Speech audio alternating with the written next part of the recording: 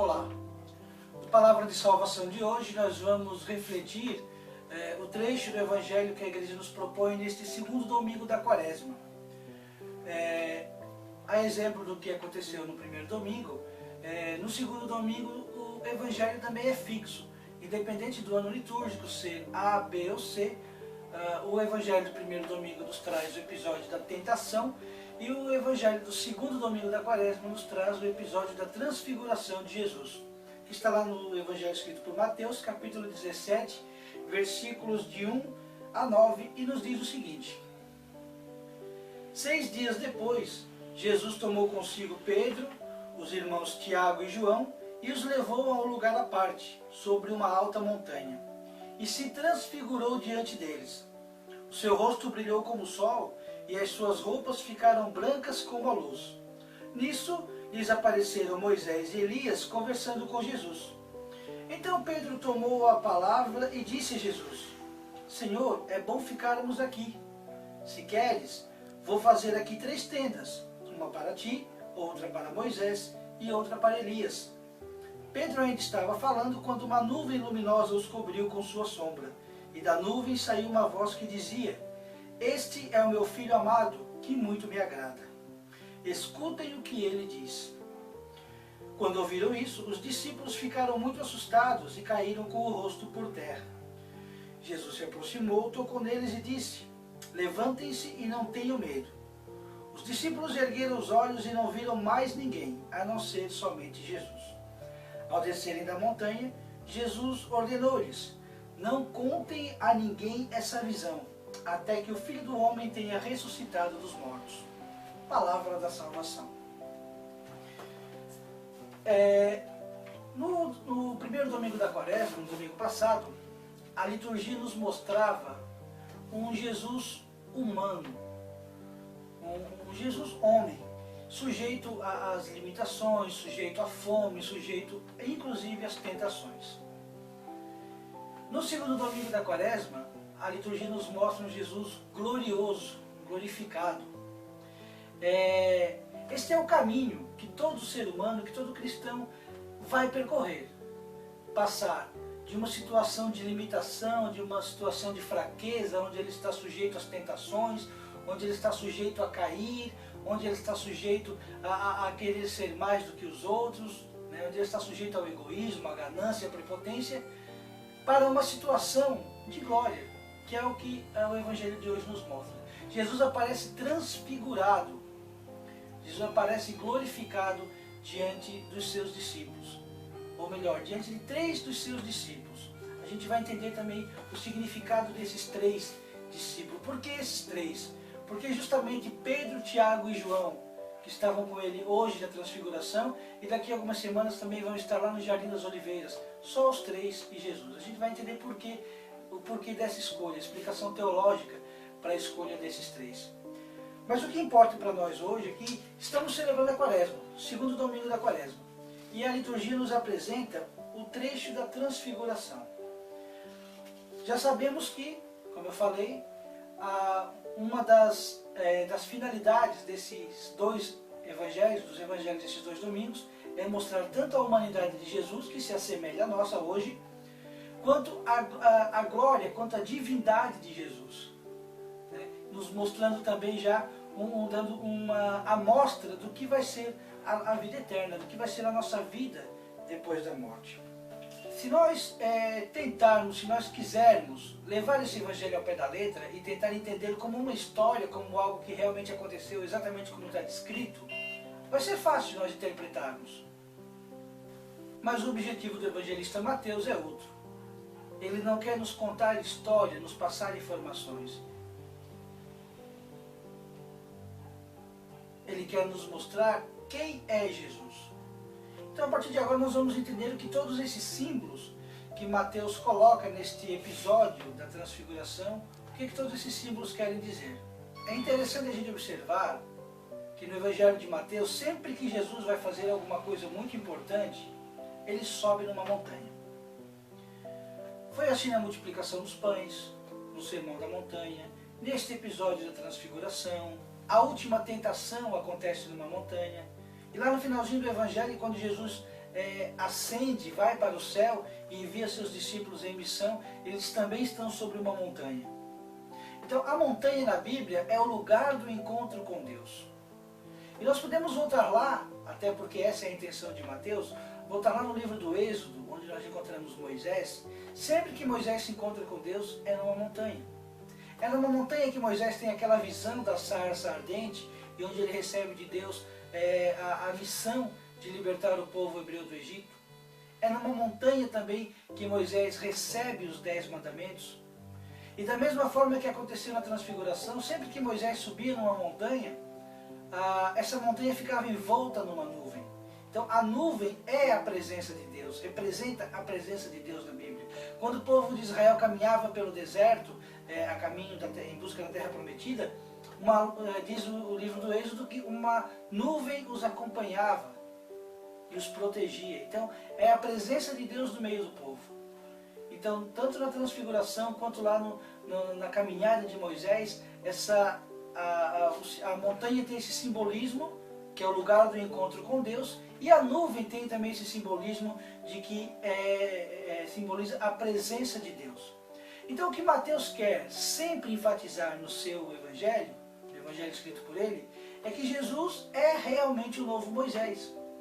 Repetindo o que eu já falei em vídeos anteriores, Mateus escreveu para uma comunidade de judeus cristãos, de judeus convertidos ao cristianismo, e não pagãos convertidos ao cristianismo. E ele escreveu isso alguns anos depois da destruição de Jerusalém, quando o próprio povo judeu havia perdido já a sua referência, que era a cidade de Jerusalém, que era o templo. Então, para que aqueles judeus convertidos ao cristianismo não perdessem a sua fé, não enfraquecessem na fé, Mateus procurou mostrar a eles que Jesus Cristo era o novo Moisés. Que Jesus Cristo era realmente o cumprimento de tudo aquilo que a lei e os profetas falaram no Antigo Testamento. E esse também é o simbolismo da presença de Moisés e de Elias. Moisés é o autor da lei, é aquele que entregou ao povo as leis de Deus. Elias é considerado o primeiro dos grandes profetas. Então a presença de Moisés e Elias conversando com Jesus, ali no Monte Tabor, no momento da transfiguração, representa isso, que Jesus é o cumprimento de tudo aquilo que a lei escreveu, de tudo aquilo que foi escrito na lei e de tudo aquilo que os profetas escreveram. Jesus se comunica intimamente com o Antigo Testamento. E o Antigo Testamento fala claramente sobre Jesus Cristo. Então essa é a intenção do evangelista Mateus, mostrar ao povo, as primeiras comunidades cristãs que vinham do judaísmo, que Jesus é o novo Moisés. Inclusive quando Moisés desceu do monte, depois de ter encontrado a sarça ardente, depois de ter conversado com Deus, o livro do Êxodo diz que Moisés tinha o seu semblante transfigurado, seu semblante transformado. A sua face estava luminosa. O que acontece também aqui com Jesus, no Monte Tabor, que a sua face resplandecia, como diz o Evangelho.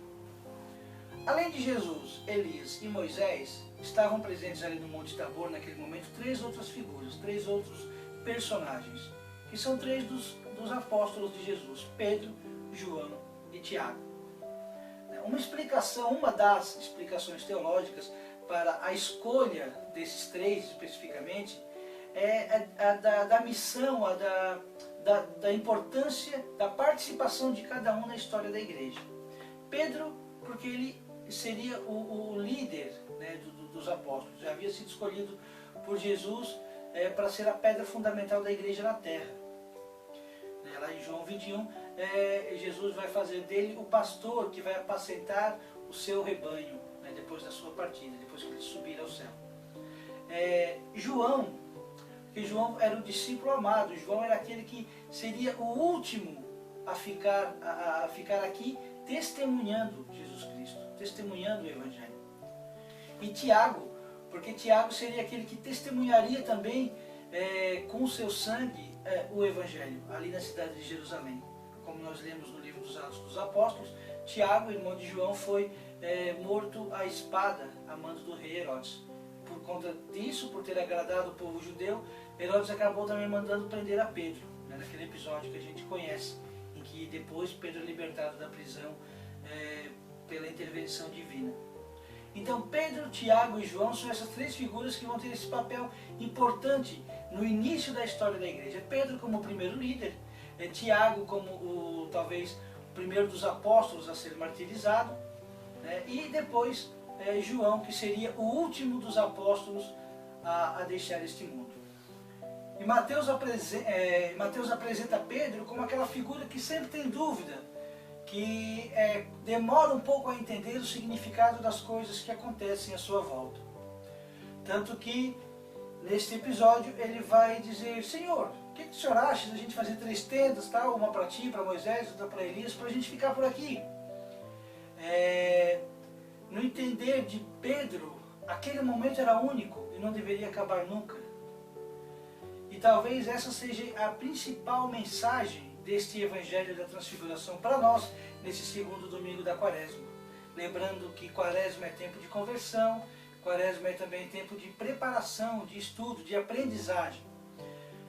Quando Pedro insiste, quando Pedro faz questão de permanecer ali naquele lugar, naquele momento glorioso, Mateus quer nos dizer que essa também é uma tentação do ser humano, de permanecer na zona de conforto, de permanecer aonde está bom. Há muitas pessoas que se dedicam à oração, ao louvor, à contemplação.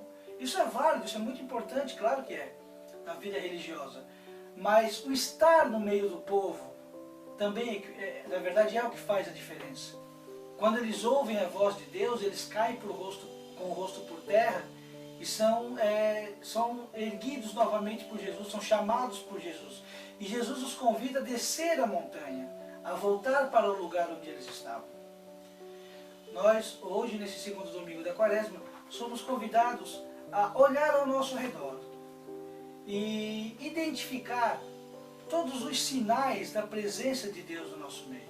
Aquela nuvem que desceu e que cobriu Jesus, Moisés e Elias, não está somente sobre aquela montanha, sobre o Monte Tabor. Está no mundo, está hoje nas nossas comunidades, na nossa família.